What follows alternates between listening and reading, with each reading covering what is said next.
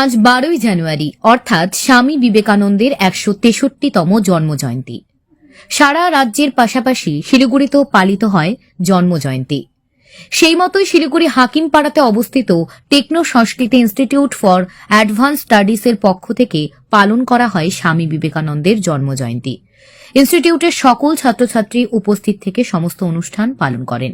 এই দিন বিবেকানন্দের আদর্শ বাণী সমস্ত ছাত্রছাত্রীদের শোনানো হয় এবং সাংস্কৃতিক অনুষ্ঠানেরও আয়োজন করা হয়। উক্ত এই অনুষ্ঠানে বিশেষ অতিথি হিসেবে উপস্থিত ছিলেন রামকৃষ্ণ মিশনের প্রভু। শিলিগুড়ি থেকে সৃজিতা সরকারের রিপোর্ট, খবর শিলিগুড়ি। রামকৃষ্ণ বেদান্ত আশ্রম প্রধাননগর পক্ষ থেকে স্বামী রাঘবানন্দজি, আজ যুগপুরুষ বিবেকানন্দের জন্মদিন। যে দিনটি আমাদের গোটা বিশ্বে প্রতি মানুষকে উৎসর্গ করা হয়েছে, অর্থাৎ যুব দিবস। যুব দিবসে যে স্বামীজি যেটা চাইতেন যে ইয়ং জেনারেশনগুলো আগিয়ে আসবে, ইয়ং জেনারেশনগুলো তাদের মধ্যে যে প্রতিভাগুলো রয়েছে সেটার বিকশিত হতে হবে এবং প্রত্যেকটি মানুষগুলোকে পরিবর্তন হতে হবে। পরিবর্তন ওই মানুষই থাকবে, কিন্তু তার ভেতরে থাকবে সহনশীলতা, উদারতা, মানুষের প্রেমিক হবে এবং প্রত্যেক মানুষ মানুষকে ভালোবাসতে শিখবে। এই যে ভাবগুলো প্রত্যেক মানুষ যতক্ষণ নিজে শিখতে না পেরেছে, নিজেকে জানতে না পেরেছে, ততক্ষণ মানুষ পিছিয়ে থাকবে এই সমাজের মধ্যে। যে বিজ্ঞান যুগে মানুষগুলো বিজ্ঞান ভিত্তি যেমন প্রয়োজন রয়েছে, তার সাথে সাথে তার সামাজিক রীতিনীতি আদব কায়দাগুলোর প্রয়োজন রয়েছে। সেটাকে কিন্তু বাদ দিয়ে চললে হবে না। বিবেকানন্দ এটাই চাইতেন, অর্থাৎ গোটা বিশ্বের মানুষ হোক উদার মানসিকতার হবে এবং তারা সব কিছু জানবে, শিখবে, নিজেরাই করবে, নিজেরা নিজেদের মতন সমাজে প্রতিষ্ঠিত হবে এবং মানুষ মানুষকে ভালোবাসতে শিখবে। এই যে ভাবধারা আজ তিনি গোটা বিশ্বের মানুষের কাছে এটাই রেখেছিলেন, যে মানুষ মানুষের পাশে থাকুক, মানুষ মানুষকে ভালোবাসুক, মানুষই হচ্ছেন দেবতা, মানুষই ঈশ্বর, মানুষই ভগবান। এই যে ভাবটা, সেটা প্রত্যেক মানুষ যতক্ষণ না বুঝতে পারবে ততক্ষণ আমাদের ভেতর থেকে কিন্তু অমানসিকতাগুলো চেঞ্জ হবে না। মানুষ কি হবে? সহ্য ক্ষমতা বাড়বে, ধৈর্য ক্ষমতা বাড়বে, প্রেম বাড়বে, সহানুভূতি বাড়বে, সহনশীলতা বাড়বে, প্রত্যেককে মেনে নিতে পারবে। এই ভাবনাটি সঠিকভাবে চলে আসুক, এটাই কিন্তু তার আজ জন্মদিনে বার্তা রইল। মানুষ পরিবর্তন হোক, মানুষের মধ্যে সেই প্রেমটি জাগুক, করুণা জাগুক, ভালো জাগুক, এটাই স্বামীজির আশীর্বাদ। তার জন্মদিন উপহার দিয়েছিলেন গোটা বিশ্বের কাছে। Happy birthday of Swami Vivekananda. আচ্ছা, যুব সমাজ আজকাল বেপথে যাচ্ছে, সে সম্বন্ধে স্বামীজির জন্মদিনে আপনি যদি যুব সমাজকে কিছু বলেন।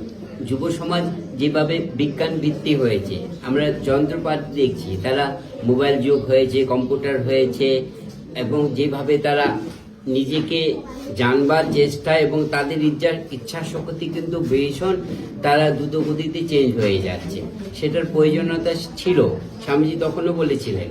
আমরা যদি দেখি যে টাটা তিনি কি করছেন, বিদেশে গিয়ে তাদের কাছে যখন এই টাটা আজকে আমরা দেখি ইন্ডাস্ট্রি, সে যখন বিদেশের কাছে যাচ্ছিল, স্বামীজি কিন্তু তাকে বললেন যে আপনি ভারতবর্ষ ছেড়ে আপনি বিদেশে গিয়ে নিজেদের জিনিসগুলো সম্পদটা কেন দিচ্ছেন? অর্থাৎ ভারতবর্ষের মানুষের মধ্যে কিন্তু সেই বিজ্ঞান ভিত্তিক জিনিস রয়েছে, তারা নিজেরা কিন্তু নিজেরটা গঠন করে খেতে পারবে, তাদের হাতে আগে তুলে দিন।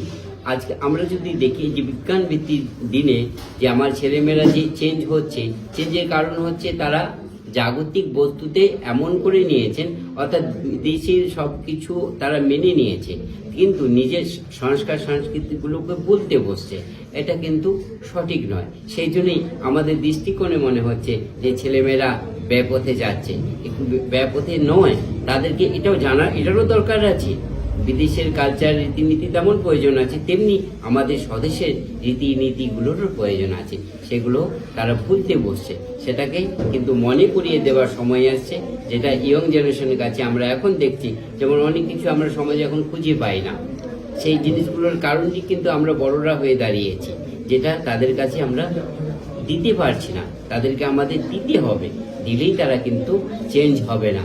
তারা নিজের সংস্কার সংস্কৃতি যেমন রাখবে, তেমনি বিদেশি কালচারগুলোও রাখবে। ওই বাচ্চাটি বলছিল যে হ্যাপি বার্থডে কেক হবে না, তো এটা তো সত্যি, কেকেরও যেমন প্রয়োজন আছে পায়েসেরও প্রয়োজন রয়েছে। অর্থাৎ আমরা পরম্পরা এটা খুব মেনে নিব, পায়েসও দিতে হবে স্বামীজিকে, মোমো চাউমিনও দিতে হবে, কেকও দিতে হবে। অর্থাৎ এই পরিবর্তন সবটারই দরকার আছে। বাচ্চাদের ঠিকই শিখেছে যে কেকেরও প্রয়োজন দিব, মোমো চাউমিন সবটারই প্রয়োজন রয়েছে, এবং পায়েস দিতে হবে, বড়দের প্রণাম করতে হবে। এই যে সাংস্কৃতিক হ্যাপি বার্থডে দিনগুলো আমরা যেভাবে পুরনো মানুষগুলো মেনে আসছি, স্বামীজি কিন্তু ইয়াং জেনারেশনের কাছে এটাই চেয়েছিলেন। তারা ভাবুক, মানুষ পরিবর্তন হোক, মানুষ নিজেকে জানুক, মানুষের নিজকে আরো উন্নতি করবে, সেটাই কিন্তু স্বামীজির আশা আকাঙ্ক্ষা। আপনার পরিচয়? রামকৃষ্ণ বেদান্ত আশ্রম প্রধাননগর, স্বামী রাঘবানন্দ সহ সম্পাদক। ধন্যবাদ। আজকের কর্মসূচি সম্পর্কে একটু কিছু বলুন। প্রথমে বলি, আমরা টেকনো সংস্কৃতি ইনস্টিটিউট ফর অ্যাডভান্স স্টাডিজ এবং সার্চ সেন্টার ফর ইনোভেশন, এই দুটি সংস্থা মিলে আমরা ইনভেন্টোপিয়া 2025 নামক একটি অনুষ্ঠান পুরো বছর ধরে উদযাপন করব। আজকে দ্বিতীয় পর্ব, স্বামীজি জন্মবার্ষিকী উপলক্ষে একটি ওয়ার্কশপ আমরা অর্গানাইজ করছি। স্বামীজি যেরকম চাইতেন, যেরকম একটু আগে আমাদের স্বামীজি রাঘবানন্দজি উনি বললেন, সেরকমই আমরা নতুন বাচ্চা বা মানে আমাদের যে আগামী প্রজন্ম আছে তাদের প্রযুক্তির ব্যাপারে শিক্ষাটা দেব। ওয়ার্কশপ আমরা অর্গানাইজ করছি, যেটা কমপ্লিটলি ফ্রিতে। এর মধ্যে আমাদের নেক্সট জেনারেশন টেকনোলজি সম্পর্কে তাদেরকে অবগত করাবো আর কি। কারণ ওয়েস্ট বেঙ্গল বোর্ড বাদে বাকি বোর্ডগুলো হচ্ছে নেক্সট জেনারেশন টেকনোলজির উপরে কাজ করছে, যেমন রোবোটিক্স, ল্যাপটপ তাদের স্কুলে আছে, কিন্তু আমাদের বাচ্চারা বঞ্চিত। কারণ আমাদের গভর্নমেন্ট এখনো পলিসিগুলো নিয়ে আসেনি, তা বলে কি তারা বঞ্চিত থাকবে? কিন্তু বঞ্চিত আমরা রাখবো না। তাদেরকে আমাদের এই ফ্রি কর্মশালাগুলোর মাধ্যমে আমরা তাদেরকে জানাবো যে নতুন প্রযুক্তি তাদের জন্য কতটা জরুরি, এবং তারপরে তাদের ইন্টারেস্ট গ্রো করলে পারে তারা সেগুলো শিখতেও পারে আর কি। এটাই আমাদের মূল উদ্দেশ্য আর কি। আপনার নাম? আমার নাম অভিষেক সেনগুপ্ত, আমি এই সেন্টার ইনচার্জ এই ইনস্টিটিউশন।